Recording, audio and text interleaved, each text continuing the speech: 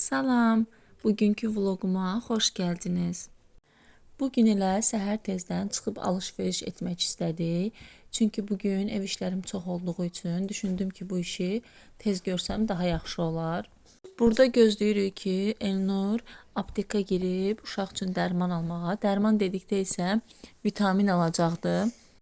Burada gəlirik AVM-yə. AVM-də giririk belə xırdavat, evə lazım olan əşyalar satılan mağazaya ki, özümüzün ehtiyacımız olan şeyləri alaq. Burada olanlar bədən liflərdir. Bədən liflərinin də qiyməti 1 manat 62 qəpikdən təqribi satılır. Düzdür, fərqli çeşidlər də var. Çeşidlərinə görə, funksiyalarına görə qiymətlər də dəyişilir. 5 manata kimi gəlib çıxır. Bu AVM mənim getdiyim və mənim tanıdığım ən ucuz AVM-lərdən biridir və məhəlləmizdə yerləşir. Bura isə mənim cənnətimdir desəm tam yeri olar. Yeni il kolleksiyaları artıq gəlib, amma qiymətlərini görəndə isə çox məyus oldum, çox baha idilər. Siz bu setə baxın bir.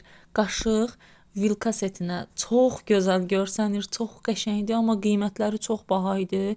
300 TL-dən 500 TL-yə kimi qiymətləri dəyişirdi. Bax, belə yastıqlar var idi.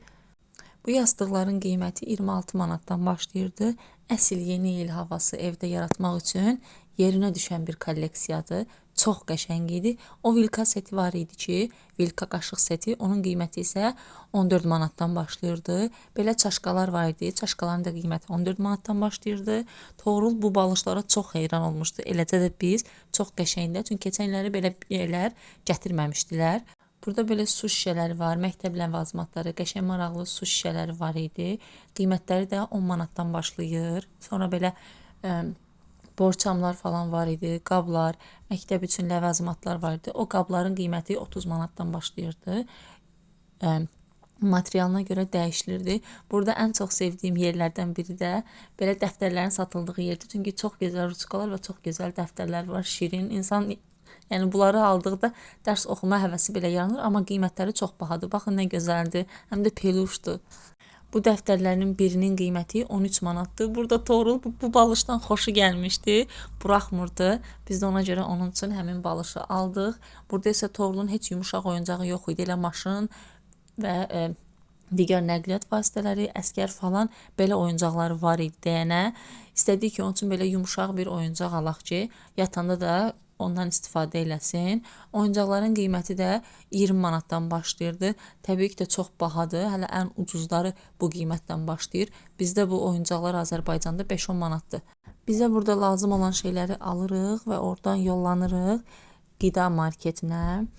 Burada sizə marketin hamısını çəkmək istəmədim. Sadəcə qiymətlərini çəkmək istədim ki, baxın belə qiymələr var, amma bu qiymələrin formasına görə dəyişdiriblər ki, yəni əziyyət çəkməyəsiz forma verməkdə. Belə hazır qiymələrdir. Bunların da qiyməti 35 manatdan başlayır. Belə pizzalar var. Pizzalar 200, 300, 400 TL arasında. Tərkibinə görə dəyişilir. Bax, belə qazət var idi. Bu qazetin qiyməti isə 45 manat idi. Çox baha idi, amma yəni də dəyərdi. Organik tavuklar var burada. Bildirçin satırlar. Bildirçin əti ki, belə bahalı bir ət deyil burada. Ucuzdur, həm də alınmır. Yəni hər marketdə də tapmaq olmur. Biz burada marketdən yox, biz burada gəlmiş depodan alırıq. Xüsusən belə şeyləri. Öz marketlərində isə A101-dir, Şokdur, sonra BİM-dir. Yəni o marketlərdə tapmaq olmur bildirçin əti. Demək olar ki, olmur. Ancaq yeni ildə olur. Yəni belə satılmır. Hinduşkadır, sonra bildirçindir. Ancaq yeni ildən yeni ilə gəlir. Belə xarici marketlər ki var, Metrodur, sonra Carrefour'sadır. Belə marketlərdə isə ilin bütün ayında bəzi məhsulları tapmaq olur. Burada gəlmişik meyvə adilinə meyvə almağa, çünki yeni sezon meyvələri çıxıb. Burada heyva 139 TL idi, xurmada 174 TL-yə 6 dənəsi, daha doğrusu 174 TL 90 kuruşa. Burada nar 100 TL biz gördük, yəni 99 TL 99 kuruşa, amma qiyməti sən demə fərqliymiş, köhnə qiymətlə qalıbmış. Digər meyvələrin qiyməti də növünə və yeniliyinə görə dəyişilirdi. Ananaslar endirimdə idi, kilosu 179 TL-yə düşmüşdü. Xurmalar əzilmişdi. Bilmirəm niyə belə idi. Bu yemişin başqa bir növüdür. Adını bilmirəm, amma kilosu 59 TL'yə düşmüşdü. Avokado da endirimdə idi. Kilosu 30 TL'yə idi. Meyvə addelində meyvələrimizi aldıqdan sonra gəlirik mənim addelimə. Mən demək olar ki, həftədə bir dəfə mütləq bir şəkildə belə fast foodlardan alıb yeməliyəm. Xüsusən də nuggetlərdən mütləq almalıyam. Bunlar da qiymətinə, firmasına, kilosuna görə dəyişilir. Qanadlar və budlar daha bahadırlar. 400-500 TL'dir, amma nuggetlər isə daha ucuzdur. Yəni 300-350 TL arasında dəyişilir. Mən nə aldığımı çəkib paylaşmağı xoşlamıram. Yəni düzgün saymıram bunu. Bu da mənim bir xarakterimdir. Ona görə də aldıqlarımızı çəkmək istəmədim. Burada nəhayət evə gəlirik və Toğrul oturub multika baxır.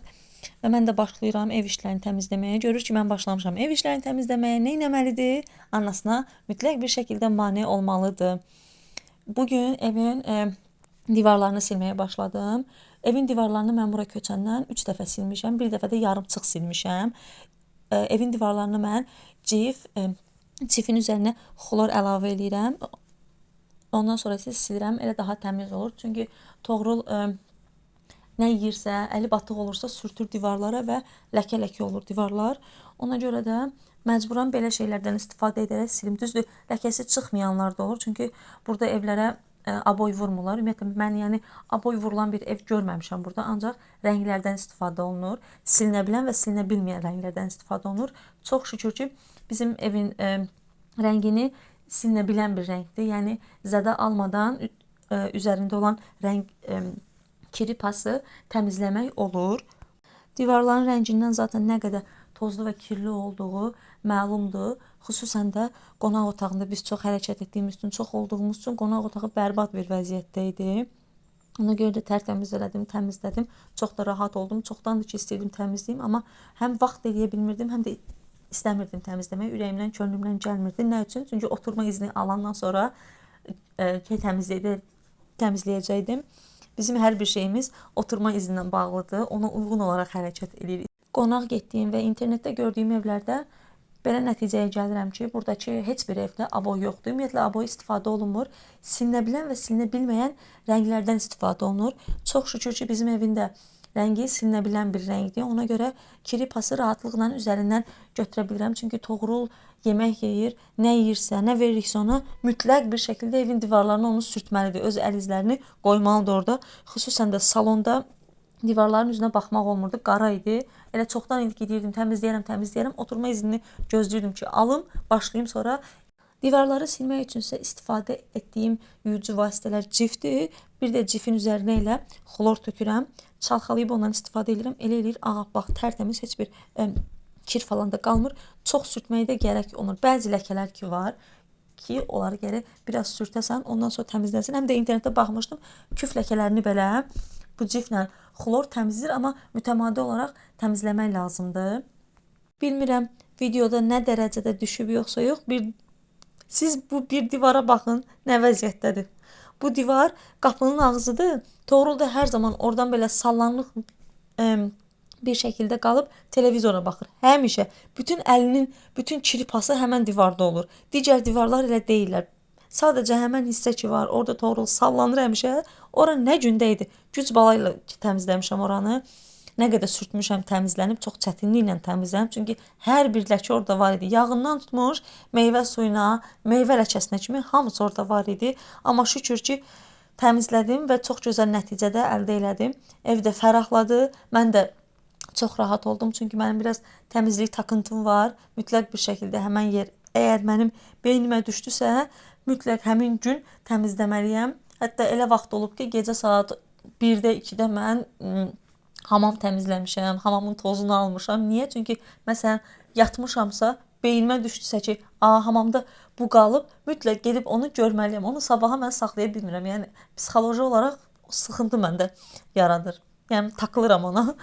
O da məndə bir psixoloji problemdir mi deyim, təmizlik takıntısı mı deyim, bilmirəm nədir, amma belədir. Burada Toğrul mənə həmin ləkələdiyi yerləri göstərir ki, ana bax buradadır. Buraları təmizlə. Nəhayət ki, işlərimi bitirirəm. Neçə gün idi ki, Toğrul qızdırmalı idi. Toğrul bronxitdir və ona görə də bronxit olduğu üçün də qızdırması heç bir şəkildə düşmür. Düşsə belə dərmanla 3-4 saatlıq düşür. Ona görə onun üçün belə atom çayı almışam. Dəmləyirəm, verirəm ona ki, qızdırması düşsün. Ondan sonra isə belə inqalasiyasını edirəm. İnqalasiya etməsəm onun boğazı düzəlmir. Çünki dediyim kimi bronxitdir və mütləq bir şəkildə bronxit inqalasiya ilə düzəlir. Və həmin günümüzün dəhşət verici bir hadisəsi gecə saat 11-ə qalmış zəlzələ oldu. Yazıq Toğrul qızdırmalı halda uşaq yatmışdı. Necə elə qucağıma götürdüb çıxdımsa çölə, bir Allah bilir, bir də özüm. Yazıq uşaq nə gülə bilirdi, nə ağlayır. Şok içində idi ki, gecənin yarısı nə olub? Hamı çaxnaşma içində. Bir tərəfdən soyuq, bir tərəfdən yağış, bir tərəfdən külək, bir tərəfdən də ildırım. Deprem dayanandan sonra gedib uşağın kalyaskasını, kurtkasını, adyal falan gətirib üstünə örtmüşük ki, lap betər olmasın soyuq dəyməsi. Bu videonu çəkəndə artıq deprem dayanmışdı. Toğrulu yatızdırmışdım, oturmuşduq. Elnurun telefonuna bildirim gəldi ki, bəs 10 saniyə sonra deprem gözlənilir. Elə bizim onu oxumağımız, bir-birimizə baxmağımız ev elə sirkələndi ki, dedim indi bina bizim başımıza aşacaq. Necə Toğrulu götürdüm, çölə çıxdımsa ayaq yalın, heç özüm bilmədim. Ayaqlarım su içində idi, çünki yağış leysan yağırdı ona görə. Əllərim, ayağım necə titrəyirdisə heç özümdə deyildim. Telefon əlimdə ola-ola öz telefonumu axtarmışam. Da yer qalmayıb axtarmayım. Kalyaska, çöl, bayır, hər yerə baxmışam, amma telefon əlimdədir. Yəni o dərəcədə çox stres keçirdim. Bu da depremdən qalanlar. Bir saat sonra evə qayıtdıq və heç bir şey elə olduğu kimi elə qoyduq ki, birdən olsa çölə qaçaq.